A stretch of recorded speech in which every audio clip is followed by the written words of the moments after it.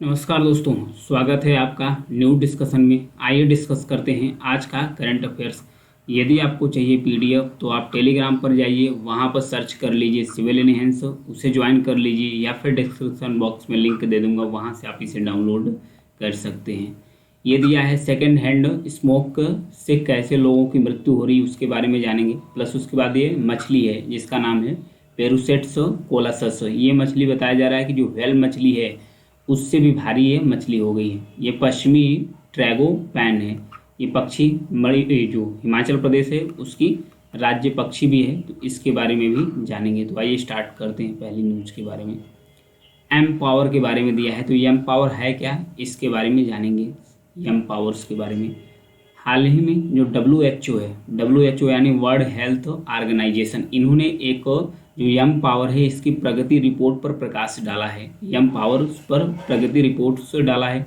Basically ये यम power है क्या, यम पावर एक नियंत्रण मतलब तंबाकू के नियंत्रण की एक स्ट्रेटजी है, एक रणनीति है। तो इसी का जो प्रगति है, कितना अच्छा काम कौन सा देश किया है, इसकी जो प्रगति है उस पर प्रकाश डाला गया है एक नई रिपोर्ट में। किसके द्वारा, WHO के द्वारा। तो इससे चर्चा में आ गया है। तो यम पावर्स 2008 में WHO द्वारा इसे विकसित किया गया था। यह जो तंबाकू है, तंबाकू को कंट्रोल करने के लिए एक विशेष रूप से स्ट्रेटजी है। इसका फुल फॉर्म जान लेते हैं यम पावर्स का। यम मतलब मॉनिटरिंग टोबैको यूज, मतलब तंबाकू की यूज का जो मॉनिटरिंग करना है, उसे कंट्रोल करना है। पी से protect people from tobacco smoke, मतलब कि लोगों को जो टोबैको का स्मोक, तंबाकू का स्मोक कर रहे हैं उन्हें सुरक्षित करना है लोगों को। ओ से offer help to quit tobacco, मतलब कि लोगों को ऑफर देना कि आप टोबैको छोड़ेंगे तो आपको क्या बेनिफिट्स होंगे। डब्ल्यू से वार्न होगा अबाउट टोबैको, चेतावनी देना है कि टोबैको से आपको क्या खतरा हो सकता है। फिर ई से enforce ban to on tobacco advertisement, मतलब जो इसके प्रचार प्रसार होते हैं टोबैको को, उन्हें पूरी तरीके से इन्फोर्स करके बैन कराना है। Raise taxes on tobacco products, मतलब जितने भी तंबाकू के प्रोडक्ट्स हैं उस पर जो टैक्स है उसको बढ़ा देना। यह है यम पावर से। इन पूरे जो यम पावर स्ट्रेटजी है, इस पर कौन सा देश कितना खरा उतर पाया है, इसके क्या क्या नुकसान है, इसके बारे में भी जानेंगे। यहाँ पर दिया है इस रिपोर्ट की कुछ मुख्य बातें हैं। इसमें बताया जा रहा है कि जो यम पावर्स है, अगर इसका जो प्रकाश डाला गया है इसके प्रगति रिपोर्ट्स पर, तो बताया जा रहा है कि दुनिया भर में आज 300 मिलियन लोग धूम्रपान कम किए हैं। 300 मिलियन लोगों को प्रभाव पड़ा है कि धूम्रपान कम किए हैं। और 2007 के लेवल से देखा जाए, 2007 के लेवल से देखा जाए तो धूम्रपान करने वालों की 2007 में संख्या कितनी थी, 22.8% थी। वो 2021 में घटकर कितनी होगी, 2021 में घटकर हो गई है 17%। यानी कि ये जो यम पावर स्ट्रेटजी है WHO का, ये काम किया है। और भी इसके बारे में कुछ जानेंगे। 5 अरब से अधिक लोग कम से कम एक यम पावर उपाय को संरक्षित किया है। जो यम पावर्स की स्ट्रैटेजी दी गई है, यम पावर्स की कम से कम जितनी भी स्ट्रैटेजी दी गई है उसमें से कम जो 5 अरब लोग हैं, 5 अरब लोग हैं कम से कम, इसमें से एक स्ट्रैटेजी को अपनाया है। ये प्रगति रिपोर्ट से इसके बारे में दिया है। और कम से कम यम पावर उपाय लागू करने वाले देशों की बात करें तो 2008 में, ध्यान रखिएगा, 2008 में करीब 44 देश ने इसके कम से कम एक स्ट्रेटजी को अपनाया था। लेकिन 2022 में ये बढ़कर कितने हो गए, 2022 में कम से कम 151 कंट्री ऐसे हैं जो कम से कम जो यम पावर स्ट्रेटजी है उसमें से किसी एक को अपनाए हैं।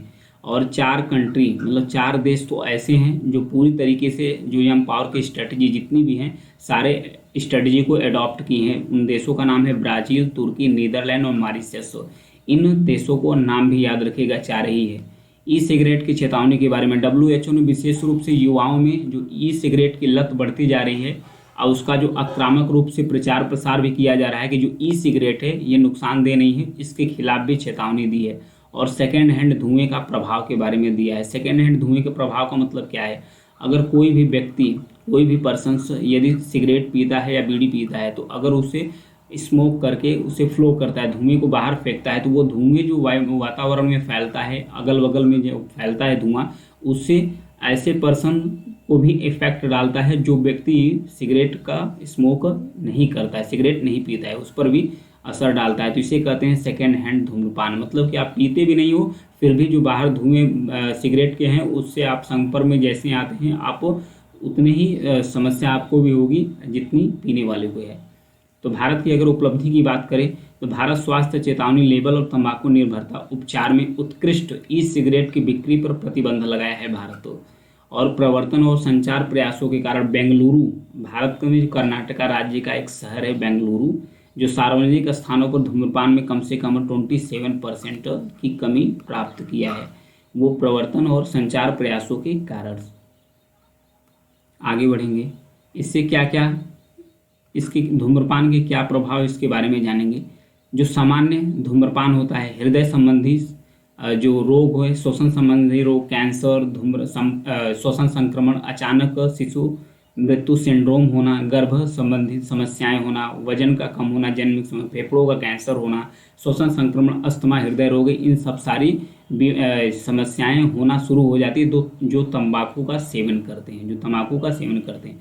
अच्छा, सेकेंड हैंड जो था उसके इम्पैक्ट के बारे में जानेंगे। ध्यान रखिएगा, जो सेकेंड हैंड मतलब कि जो व्यक्ति यदि हार्ट डिजीज से, मतलब कि हृदय संबंधित रोग से पीड़ित है, अगर वो धुएं के, सिगरेट के धुएं के संपर्क में आता है तो उसकी मृत्यु हो जाती है।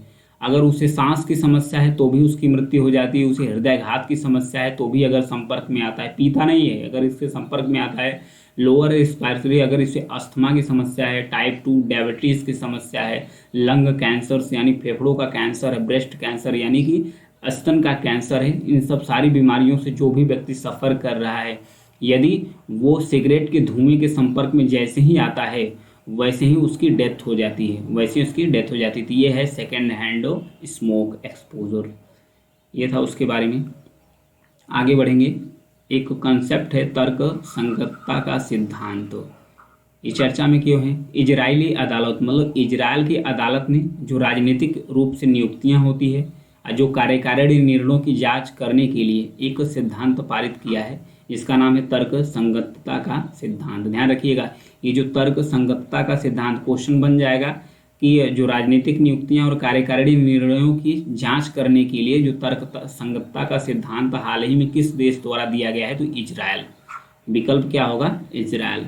इस सिद्धांतों के बारे में जानेंगे। इस सिद्धांत, यह कानूनी सिद्धांत है जिसका उपयोग प्रशासनिक निर्णयों की वैधता का मूल्यांकन करने के लिए, यदि जैसे कोई भी अधिकारी है, कोई भी डिसीजन लेता है, यदि वो किसी व्यक्ति को प्रभावित करता है, उसका डिसीजन से मतलब व्यक्ति को लाभ नहीं नुकसान हो रहा है, तो इस डिसीजन को, इस निर्णय से तर्क संगतता के सिद्धांत से जांच किया जाएगा। यदि उस व्यक्ति के हित में नहीं रहता है और सार्वजनिक हित में नहीं रहता है उसका डिसीजन, तो उसे पलट दिया जाएगा इस तर्क संगतता के सिद्धांत के अनुसार। वहीं ऐसे कोई राजनीतिक व्यक्ति भी है, जैसे एग्जाम्पल से समझते हैं, कोई भी राजनीतिक व्यक्ति है, यदि कोई भी अपने सगे संबंधी को किसी पोस्ट पर नियुक्त करता है जिसके लिए वो डिजर्व नहीं करता है, यदि कंप्लेन उस पर आती है तो कंप्लेन पर इस तर्क संगतता के सिद्धांत के अनुसार उसकी जांच होगी। जांच करने के बाद यदि वह ठीक ढंग से अयोग्य पाया जाता है तो उसे तुरंत ही हटा दिया जाएगा। तो ये है तर्क संगतता का सिद्धांत। इजराइल की अदालत द्वारा इजराइल में इस सिद्धांत को लागू कर दिया गया है।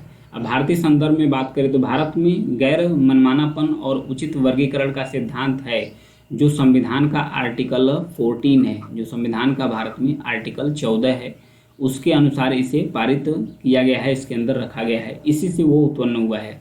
जो अनुच्छेद 14 है ये क्या कहता है? यह देश में प्रत्येक नागरिकों के लिए समानता का मौलिक अधिकार प्रेरित करता है, यानी प्रदान करता है। आगे बढ़ते हैं, पॉलीपिल्स के बारे में दिया है। पॉलीपिल्स के बारे में WHO ने हृदय रोगों से निपटने में पॉलीपिल्स की प्रभावशालीता को मान्यता दी है और उन्हें आवश्यक दवाओं की मॉडल सूची में शामिल कर लिया है। जो पॉलीपिल्स है यह एक गोली है, यह एक क्या है? गोली एक ऐसी गोली है जो कई दवाओं का कम्बिनेशन है, इसमें कई दवाओं का कम्बिनेशन है पॉलीपिल्स में। ये हृदयघात के लिए एक ही, जैसे मतलब ये हार्ट डिजीज हो गया तो डॉक्टर कई सारी दवाएं देते हैं ना, उसके साइड में कई सारी दवाएं देते हैं, कई सारे पत्तों को काटते हैं। तो यह एक सिंगल गोली होगी, ध्यान रखिएगा, जो पॉलीपिल्स है यह एक सिंगल गोली होगी जिसमें सारे हर प्रकार की दवाओं का कम्बिनेशन होगा। सिंगल गोली, सिर्फ इसे ही खाओ और हार्ट डिजीज से मुक्ति पाओ। एक गोली, सिंगल गोली, इसी का यूज होगा इसमें।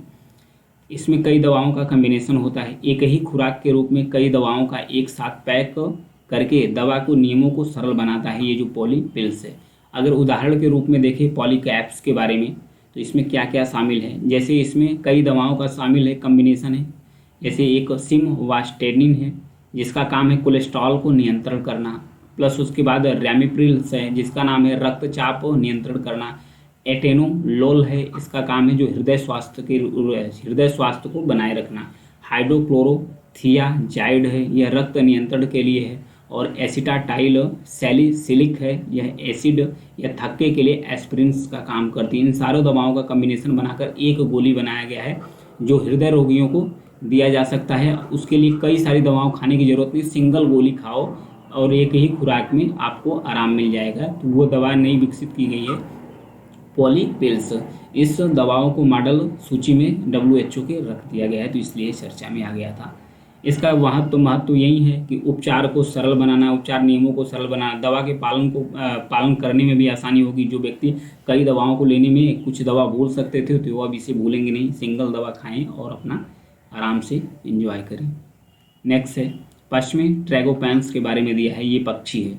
सबसे पहले तो जानेंगे जो वेस्टर्न ट्रैगोपैन पक्षी है, यह हिमाचल प्रदेश के राज्य पक्षी है। जो हिमाचल प्रदेश है भारत का राज्य, उसकी एक राज्य पक्षी है। निवास स्थान के नुकसान के कारण इसका जो निवास स्थान है, आवास स्थल है, उसका हरासमेंट है, वो हरासमेंट का ये सामना कर रही है।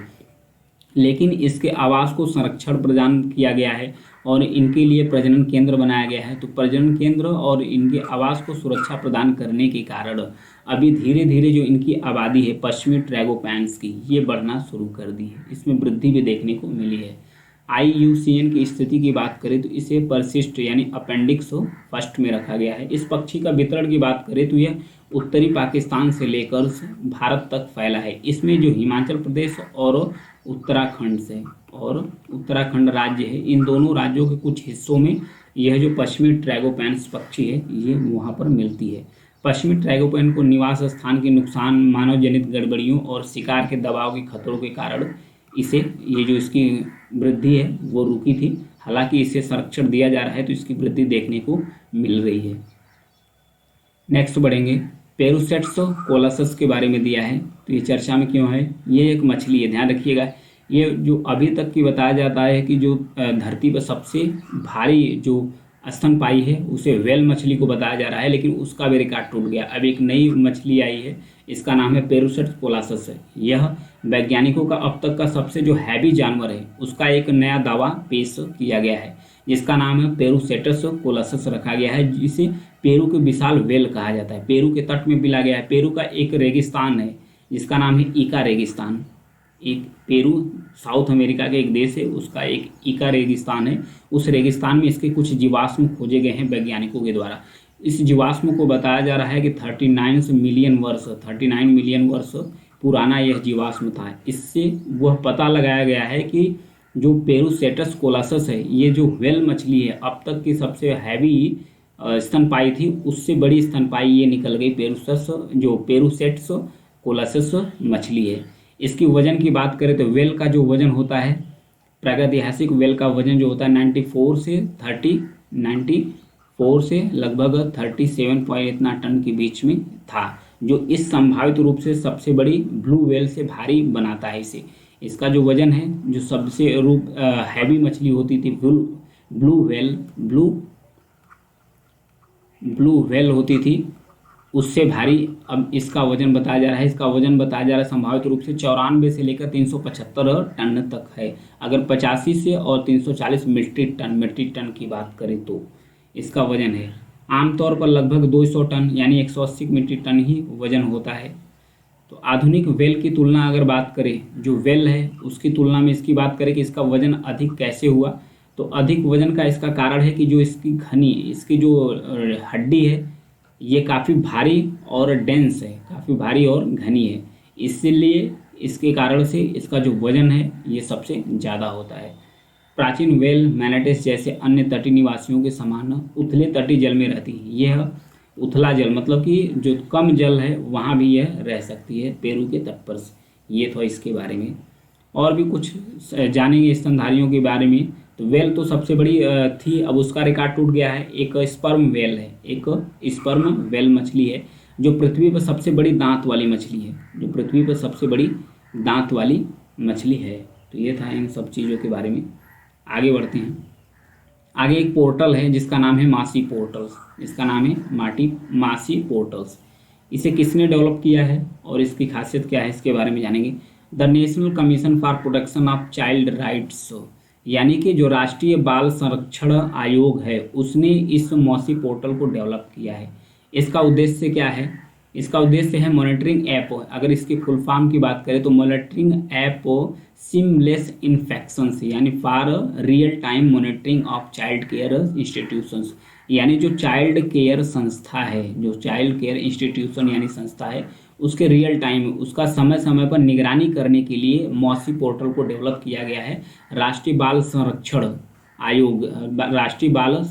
आयोग द्वारा विकसित किया गया है। इसका पर्पज, इसका उद्देश्य यही है कि जो किशोर न्याय अधिनियम 2015 है, इसमें 2021 में जो संशोधन हुआ है उस संशोधन के तहत जो CCI है यानी कि चाइल्ड केयर इंस्टीट्यूशंस, इसका प्रभावी रूप से कुशल निरीक्षण सुनिश्चित करना। यह बाल कल्याण समितियों, राज्य निरीक्षण समितियों, किशोर न्याय बोर्डों और बाल अधिकार संरक्षण के लिए जो राज्य के आयोग हैं उन सब का भी ये मॉनिटरिंग इस ऐप के द्वारा आसानी से किया जा सकता है। तो ये था मासी पोर्टल के बारे में। इसे कौन डेवलप किया है, किसके लिए है, इसके याद रखिएगा इसे। तो आज के लिए इतना ही है। जानकारी पसंद आए तो प्लीज़ चैनल को सब्सक्राइब जरूर कीजिएगा, लाइक और शेयर भी करते रहिए। Thank you.